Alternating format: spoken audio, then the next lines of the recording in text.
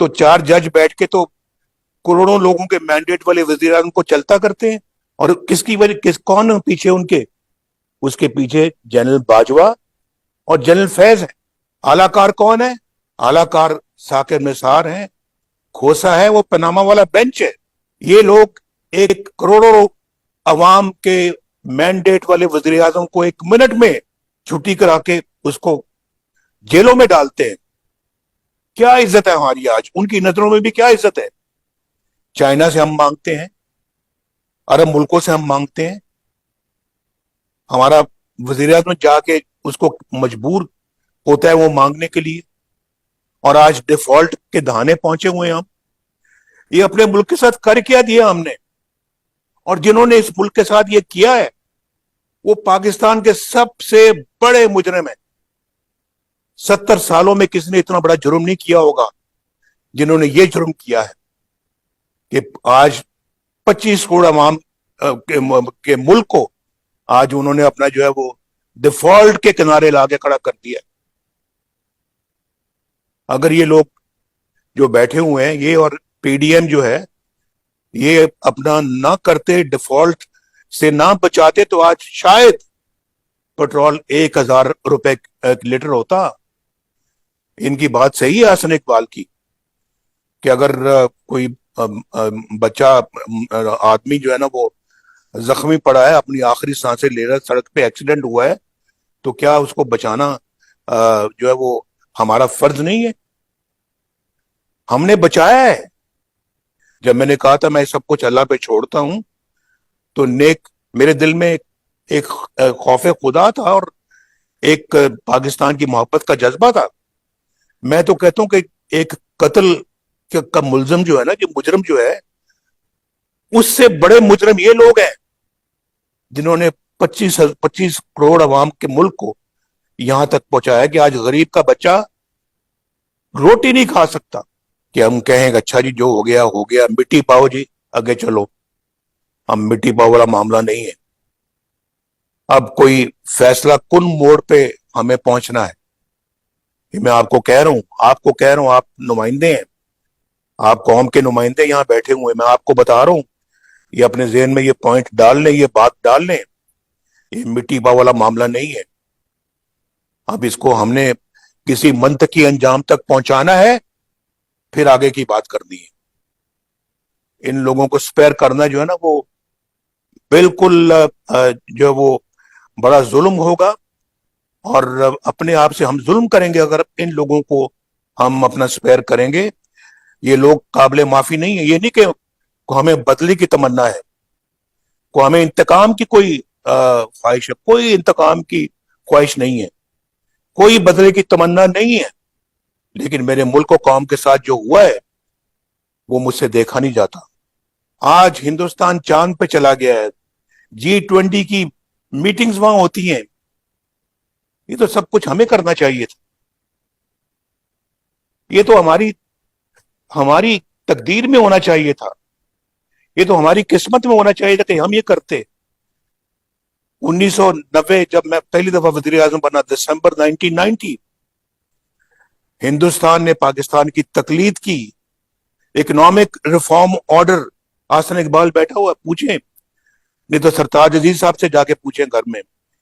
Economic reform order हमारा उन्होंने copy किया, और अपने मुल्क को आज देखें कहां ले गए। वाजपेयी साहब जब वजीर आजम बने तो $1 बिलियन हिंदुस्तान के खजाने में नहीं था, लेकिन आज उनके पास $600 बिलियन जो है ना वो कहां से आ गया है। और हम $1 बिलियन आज भी मुल्क मुल्क जाके मांग रहे हैं। बात को मेरा ख्याल है कि यही रहने दिया जाए, ये आगे ना बढ़े तो अच्छा है। लेकिन वो कौन लोग हैं जिन्होंने आज पाकिस्तान का ये हशर कर दिया है जो मैं और आप देख रहे हैं? वो कौन लोग हैं जिन्होंने मुल्क को यहां तक पहुंचाया कि आज गरीब रोटी को तरसता है, वाकई रोटी को तरसता है। मैं वीडियो देख रहा था, कई दफा देखता हूं, ये कुछ दिन पहले की बात है, 2-4 दिन पहले की बात है, ज्यादा लंबी बात नहीं है। 8-8 रोटियां पैकेट में کوئی شخص تقسیم کر رہا ہے، اور یقین مانے میں نے گنا وہاں پہ 100 سے اوپر عورتیں اور کچھ اپنا بچے موجود تھے صرف لائن میں روٹیاں لینے کے لیے۔ اب روٹی بھی دستیاب نہیں ہے، یعنی کہ افورڈ نہیں کر سکتا روٹی ایک عام آدمی جو ہے نا وہ خریدنا۔ یہاں تک کس نے پہنچایا؟ 217 میں تو یہ حالات نہیں تھے۔ 2017 میں 2017 میں روٹی بھی ملتی تھی، 2017 میں گھی بھی ملتا تھا، 2017 میں 50 روپے کلو چینی بھی ملتی تھی، 2017 میں 60 روپے لیٹر پیٹرول بھی ملتا تھا، 2017 میں 500 روپے بجلی کا بل آتا تھا، جن کو 1000 روپے بل آتا تھا آج ان کو 30 ہزار کا بل آتا ہے۔ وہ کدھر سے ادا کریں گے؟ کہاں سے ادا کریں؟ بل دیتے ہیں تو بچوں کے پیٹ پالنے کے لیے پیسہ نہیں بچتا، اور بچوں کا پیٹ پالتے ہیں تو بجلی کٹ جاتی ہے کیونکہ بل نہیں دیا جاتا۔ مجھے بتائیں یہ ان حالات سے دوچار کرنے والے ملک کو اور ہم سب کو، قوم کو، وہ کون ہے؟ کبھی ان کا احتساب ہوگا یا نہیں ہوگا؟ شکلیں ہمارے سامنے ہیں، وہ چہرے ہمارے سامنے ہیں، لیکن ہمارا سسٹم کیا اس قابل ہے کہ ان لوگوں کا بھی احتساب کرے؟ میرا اور آپ کا تو 1 منٹ میں احتساب ہوتا ہے، میرا بھی ہوتا ہے، جس کی حکومت کے دور میں اللہ تعالیٰ کے فضل و کرم سے ملک کو ایٹمی قوت بنایا اللہ نے، اس شخص کو، جیسے مریم نے ابھی کہا ہے، اس شخص کو بھی 11 سال ملک سے باہر رہنے پہ مجبور کیا جاتا ہے، جلا وطن کیا جاتا ہے، جیلوں میں ڈالا جاتا ہے، دہشت گردی کی کورٹ میں 27 سال کی سزا سنائی جاتی ہے نواز شریف کو، اس لیے کہ وہ پاکستان کو ایٹمی قوت بناتا ہے، اس لیے یہ انعام دے رہے ہیں آپ، یہ صلہ دیتے ہیں آپ۔ حالات نہیں تھے۔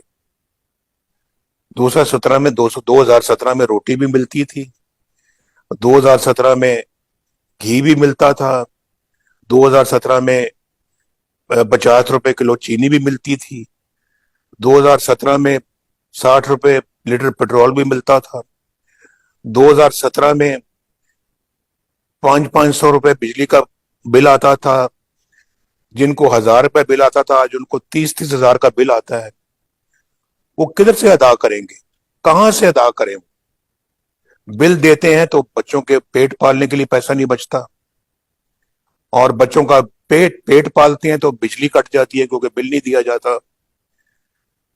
مجھے بتائیں یہ ان حالات سے دوچار کرنے والے ملک کو اور ہم سب کو، قوم کو، وہ کون ہے؟ کبھی ان کا احتساب ہوگا یا نہیں ہوگا؟ شکلیں ہمارے سامنے ہیں، وہ چہرے ہمارے سامنے ہیں، لیکن ہمارا سسٹم کیا اس قابل ہے کہ ان لوگوں کا بھی احتساب کرے؟ میرا اور آپ کا تو 1 منٹ میں احتساب ہوتا ہے، میرا بھی ہوتا ہے، جس کی حکومت کے دور میں اللہ تعالیٰ کے فضل و کرم سے ملک کو ایٹمی قوت بنایا اللہ نے، اس شخص کو، جیسے مریم نے ابھی کہا ہے، اس شخص کو بھی 11 سال ملک سے باہر رہنے پہ مجبور کیا جاتا ہے، جلا وطن کیا جاتا ہے، جیلوں میں ڈالا جاتا ہے، دہشت گردی کی کورٹ میں 27 سال کی سزا سنائی جاتی ہے نواز شریف کو، اس لیے کہ وہ پاکستان کو ایٹمی قوت بناتا ہے، اس لیے یہ انعام دے رہے ہیں آپ، یہ صلہ دیتے ہیں آپ۔